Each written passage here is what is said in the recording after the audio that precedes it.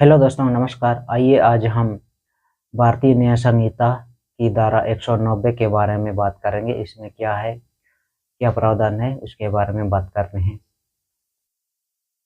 जब भी हमारे माता पिता या घर के बड़े बुजुर्ग हमें किसी जगह जाने से रोकते हैं, तो उसकी इस रोक टोक के पीछे हमारी ही भलाई छिपी होती है, क्योंकि उन्हें अपने बीते जीवन के अनुभव से हर चीज की समझ होती है। परंतु आजकल हम बिना सोचे समझे किसी भी व्यक्ति के साथ कहीं भी चले जाते हैं। किसी भी गैर कानूनी रूप से इकट्ठा हुई भीड़ वाली जगह पर अगर कोई घटना घट जाती है, तो हमें कानूनी समस्या का सामना करना पड़ सकता है। इसलिए आज इस प्रकार के अपराधों पर लागू होने वाली धारा के बारे में बात करेंगे कि बीएनएस की धारा 190 क्या है।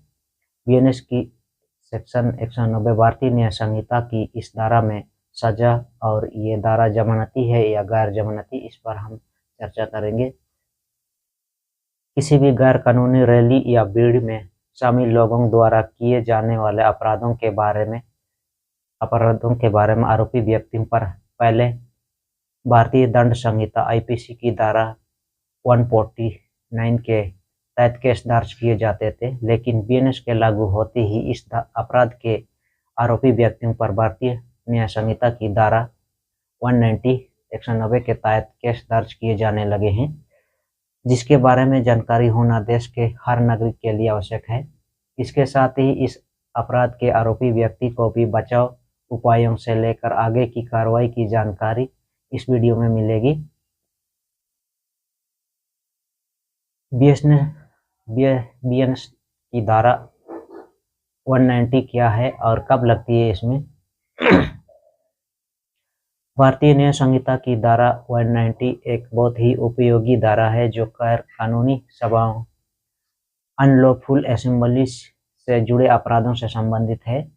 यह धारा कहती है कि अगर कोई व्यक्ति किसी भी गैर कानूनी सभा का सदस्य मेंबर है और उस सभा के उद्देश्य को पूरा करने के लिए कोई अपराध किया जाता है, तो उस सभा के सभी सदस्यों को किए गए अपराध के लिए दोषी गिल्टी ठहराया जा सकता है।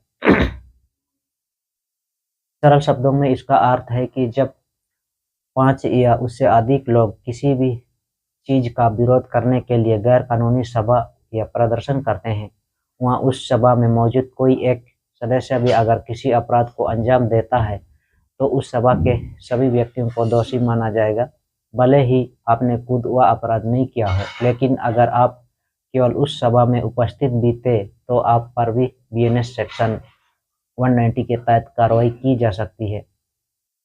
इसमें क्या आवश्यक तत्व है। 190 के तहत अपराध को किसी भी व्यक्ति पर लागू करने से पहले कुछ आवश्यक बातों का होना बहुत जरूरी है। कोई ऐसा समूह बनाया जाता है जिसका उद्देश्य कानून का उल्लंघन वायोलेशन करना हो।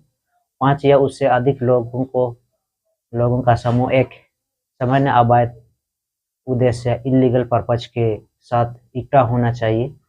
सामान्य उद्देश्य का मतलब है जैसे कि किसी को नुकसान पहुंचाना, संपत्ति को नष्ट करना या किसी कानून को तोड़ना। सभा के कम से कम एक सदस्य द्वारा कोई अपराध किया जाना चाहिए। जब अपराध किया गया था, तब आरोपी व्यक्ति उस गैर कानूनी सभा में मौजूद होना चाहिए। इस धारा के तहत अपराध में किए जाने वाले कुछ कार्य इस प्रकार हैं, जैसे दंगा। यदि एक गैर कानूनी सभा के सदस्य किसी व्यक्ति या संपत्ति को नुकसान पहुंचाने के लिए हिंसा करते हैं, तो सभी सदस्यों को दंगे का दोषी माना जा सकता है। और आगजनी, यदि कोई सदस्य जानबूझकर किसी संपत्ति को आग लगा देता है, तो वहां मौजूद सभी सदस्यों को आगजनी करने के आरोप या आगजनी करने के अपराध का दोषी माना जाएगा।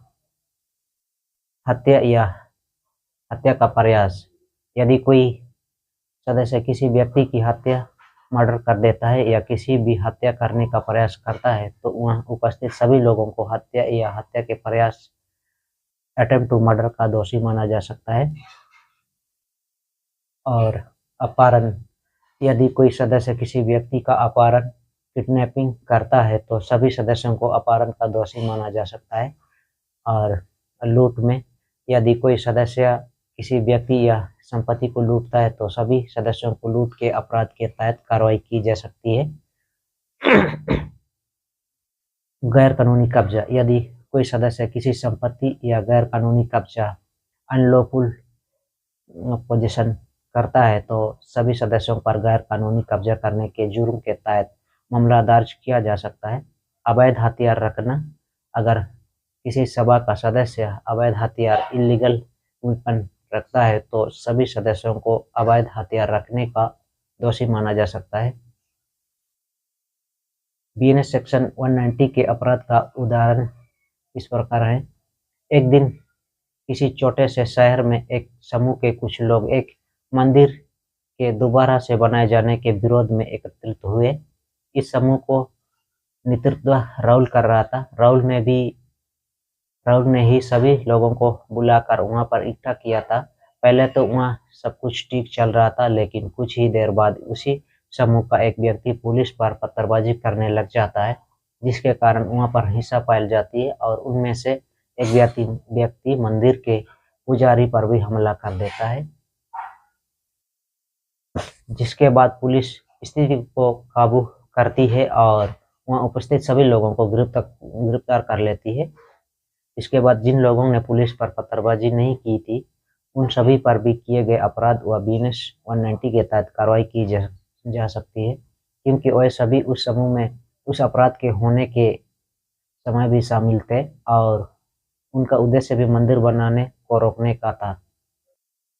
और इसमें भारतीय न्याय संहिता की 190 की सजा क्या है? बीएनएस धारा 190 के तहत सजा पनिशमेंट उस अपराध की गंभीरता पर निर्भर करती है जो समूह द्वारा किया गया है, जिसमें कारावास की सजा, जुर्माना या दोनों हो सकती है।